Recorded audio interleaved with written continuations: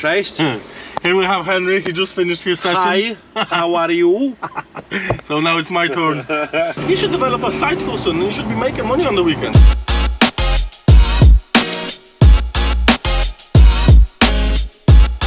So now we're on the way to the tattoo studio, and I'm gonna emphasize on something here, and I don't want you to become this knowledge junkie. Do you know who is a knowledge junkie? It's a person who does everything that I say but doesn't apply anything into their own life. And this is a big issue. I know people like that around me, even including some people who work for me, who absorb vast amount of knowledge because I always tell them to do it, and they do it, but then they don't apply it, you know? So what I want you to do is, when you're watching me here and I tell you something that you should be maybe you should start a side hustle or start learning how to video edit or put 2 hours a day after work into becoming a greater person, start doing something today. Don't put it on the long finger, you know? And this is a big issue, and you know, everybody who's in the personal growth will understand what I'm saying. Everybody has a couple of books that they've never read, they don't have the time to get around it. All I'm saying is, don't become that person. Make sure you apply something every single day, you know? So if you're listening to a podcast and you get a good tip about motivation or about time management, apply it straight away. In fact, I'm even gonna get a tattoo of this, and this is a sentence from Brian Tracy, and it simply says, do it now, do it now. Just go around and basically tell yourself, do it now, do it now. Whatever you have to do tomorrow, do it now.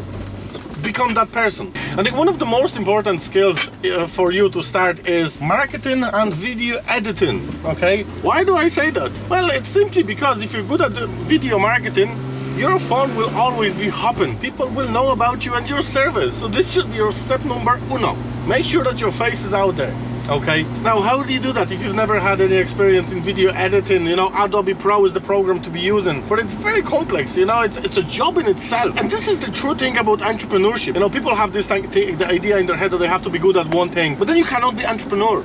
Because entrepreneur has to be good at everything. That's it, you know? You have to know how to do video editing, you have to know that, you have to be good at marketing, you have to be good at copyright. But how do you get good at it? You just have to keep trying and you have to keep doing it to be good at it, you know? I'm gonna tell you the way I started with video editing. So I basically got myself a MacBook Pro because that's what my friend suggested to me to use for the easy software, which is the iMovie, right? So I bought my laptop and I didn't know how to use it. I tried it for a few weeks and I sold it. And then I bought it another one and I couldn't use it again because I weren't used to the Mac, right? So I sold it again and then I bought it again. So I think on the third time I said, right, screw this. I'm either gonna do it or there was just no other option. I just had to do it, right? So I started learning and I started using the bloody app. The thing is that I'm not great at the computer stuff, you know? You might say that to yourself, oh, I'm not great at computers. Well, either was I, but I just had to do it. But the good thing about Mac is that once you learn how to use that bloody computer, everything becomes easy. Because even the software in it for editing, the iMovie, which is a free software,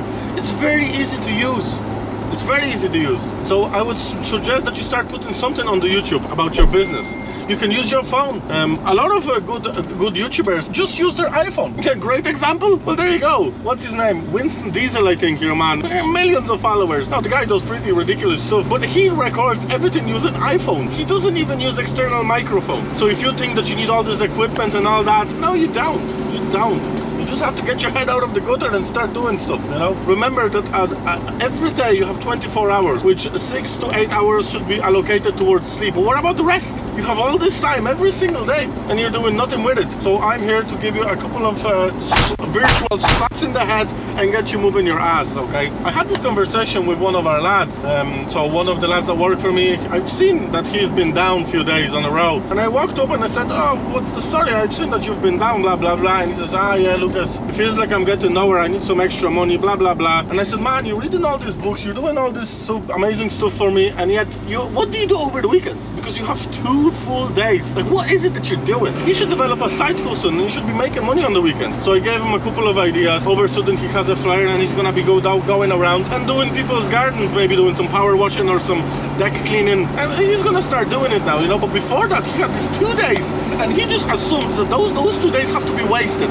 Why? Weekend is where the money is made. Boom. Let's talk about money. But I'm not talking about 10 or 50 or 10 grand. Let's talk about money itself as a topic. And I'm gonna split it into different videos. I'm trying to give you small portions of the knowledge because, see, I understand that people's attention span is a little bit gone these days with the TikTok, with the multiple YouTube videos that are out there. That's why I'm giving you short clips in between. We're going to do something, blah, blah, blah. But this specific topic will have to be split into multiple sections. So what I'm gonna start with is that you will never make more money than you think you can make. And as stupid as it sounds, do you know people that who, you know, Joe Doyle, right? He teaches people how to make 500 quid a day. And in the comments, you will find all these people who will say that this is impossible. Those people will never make more than 500 quid a day because they don't think it's possible. So you have to have a healthy idea about what kind of money you can have and you can operate with, right? Because you're never gonna jump above a certain stage.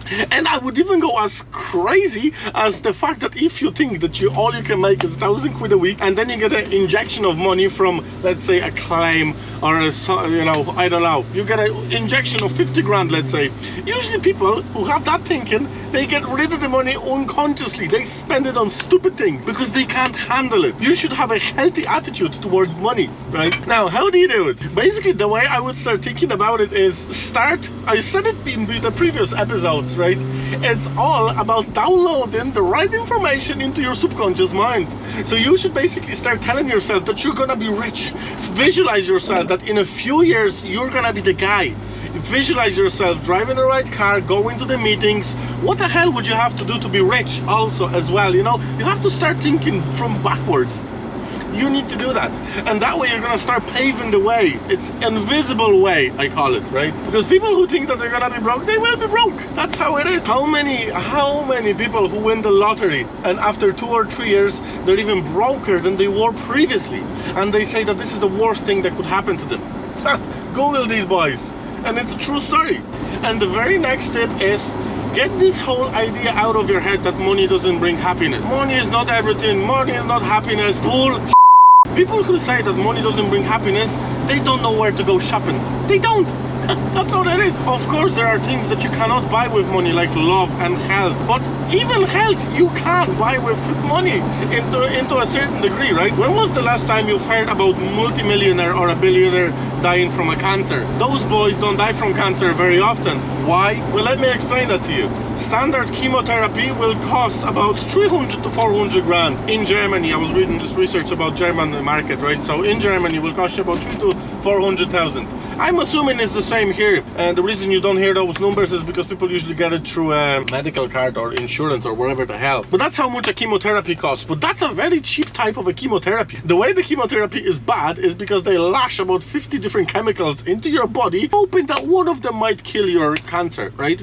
But if you're rich, if you're minted, it doesn't work that way. If you're minted, you're going to Switzerland, right? In Switzerland, they will take a sample of your cancer and they will put it into the lab. And then they will multiply that cancer. And then they're gonna apply very specific types of the chemo to very specific types of cancer. And they will see which one works best. And that's the chemo you're gonna get. I think who said it? Tristan Tate said it in one of his videos. So he said that Steve Jobs is a beautiful example. Steve Jobs had a stage 1 cancer, pretty much curable. But all the hippies told him that he shouldn't get the cancer and he's gonna treat it using the law of attraction. He died, obviously. But that was an easily treatable cancer that he could have just easily got rid of. Another reason that money buys happiness, I'll tell you how it bought me happiness. It was when my parents were struggling. They didn't have any money. Me calling my mom and saying, Mom, there's a couple of grand a month for the rest of your life. You never have to do or worry about money. Making that phone call was one of the happiest phone calls I have ever made in my life. That's what it is. So whoever say that money doesn't buy happiness, you don't know where to buy. Or let's say if you have a couple of kids and let's say your eldest daughter is asking you for a designer bag, because if she's hanging around with the cool kids, the chances are that she's gonna want the designer stuff if she's young, right?